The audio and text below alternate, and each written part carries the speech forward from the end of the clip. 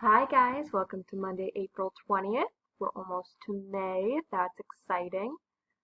I hope you guys had a good Easter. I'm saying that a little late in the game, I know, if you're watching this actually on the 20th, because I'm recording this on the 13th, so Easter was just yesterday for me. And if you don't celebrate Easter, I hope you had a good whatever you celebrate. If you don't celebrate it at all, I don't celebrate Easter personally, um, but I hope you enjoyed the day regardless, and if it was just a normal weekend to you, I hope you enjoyed your weekend. Anyways, let's get into the vocabulary word for today. It's theme. We've already done a theme activity, so you guys should have a pretty good handle on what the theme is, or what the word theme means. It's just the message, moral, teaching, lesson, subject, inspiration, application of the literary piece. So what it's trying to tell us. What is the main point it is trying to get across? Is it friendship? Is it love? Is it unrequited love? Is it war? What is the lesson? Or is it, a lot of you used for the mouse and the lion, the theme activity, you were using don't judge a book by its cover, or you never know when someone unlikely is going to help you, be kind to others, treat people the way you would want to be treated. A lot of those themes were coming in and they all really work for that story. So you guys have a good handle on theme so far. So that is the vocabulary word today. Oops, sorry. And then I want to get in just to review paper formatting. I'm just going to give you a quick template, and I want to work through this template with you. I'll give you this copy, but I also want you to have a good idea of what you're doing, and how to use these applications up here if we're still kind of iffy about them.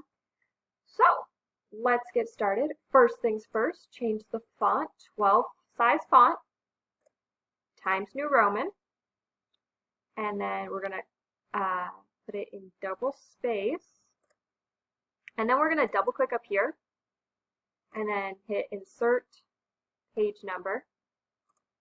Oops, that is not how I want to do it. Okay, here, I'm going to do it a different way. Insert, hopefully it does it the same way, page number. Okay, now it's doing it the way I want it to. So don't click up there, just do insert page number so it doesn't do that weird thing that it just did. And then click before the number and then type your last name. Last name. And then after that, highlight them and then change those to 12 size and Times New Roman, because even if you just changed your document, for some reason it doesn't change the entire document. I find that weird too, guys. I don't know what to tell you. So then you put your first and last name here, and then you put my name, so your teacher's name, and then you put the course and period, and then you put the date. And then right here is where you're putting kind of like an interesting title.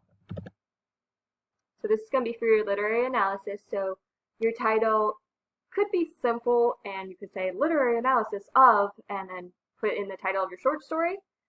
I recommend trying to practice for interesting titles, especially if you're going into college, and because your professors will expect you to write a lot of interesting titles and to keep up with that interesting title, because they're going to be bored with you and be like, seriously, this was your title? So, but right now I'm not going to downgrade you, but if you want to practice around with some interesting titles, go ahead. And then hit enter and move this little thing over here, the alignment, back to the left. And then before you type in your first paragraph or any of your paragraphs, hit the tab button so that your each paragraph should be tabbed, like the first sentence should be tabbed.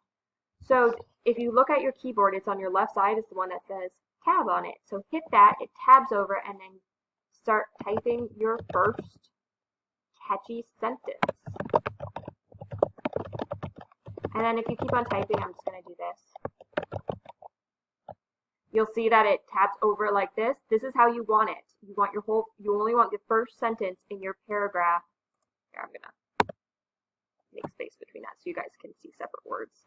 So it'll still continue the sentence like this. And then your next sentence will start here. Oh, and while we're at it, because you can see that it says it's spelled wrong because it's not a word.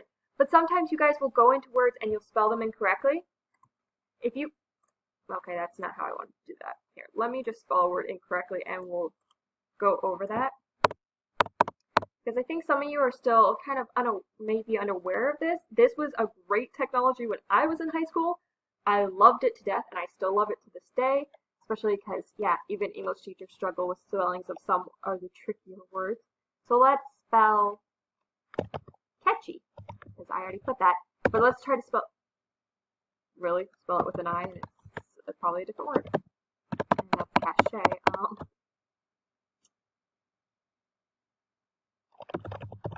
No, that's a word.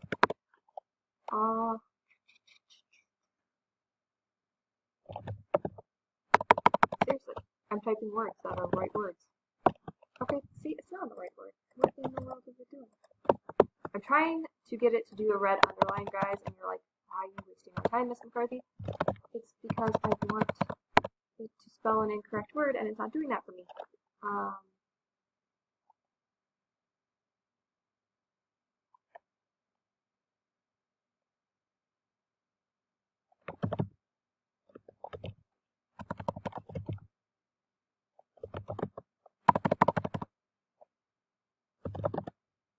Okay, so I tried to spell convenient. I know how to spell it, guys, but I was trying to give you a fork. It could be cut. So I forgot the I. And so if you see it's red underline, that means it's spelled incorrectly. So click on it. You just have to left click on it, and then Google Docs gives you that spelling mistake and tells you, hey, this is how it's supposed to be spelled. And then you click it, and then it changes it for you. So please do that. Because it's awesome, and then I don't have to see spelling mistakes, and that's great. Also, sometimes if you format sentences incorrectly, it'll do a blue line underneath. If there's ever a blue line, click on that section again, just like with the red line, and it tells you what's wrong with it. And a lot of times it gives you, hey, this is how you're supposed to do it. Click on it. It's more than likely I've never run into, I think, maybe 2% of the time I've run into it where I'm like, no, I don't think that's quite what I was trying to intend, so I'm just going to leave it my way. It's almost always right. So click it when it's blue underline or red underline, and then sometimes give you multiple choices if it's not quite sure what word you mean, but you should pretty much recognize what word it's trying to, it should almost always give you just one choice and be like, yeah, this is what you're trying to go for. So click on that, and then you don't have to worry about me saying, hey, work on your grammar, or hey, let's work on your spelling a bit, because it'll correct it for you. Okay, that little spiel is done.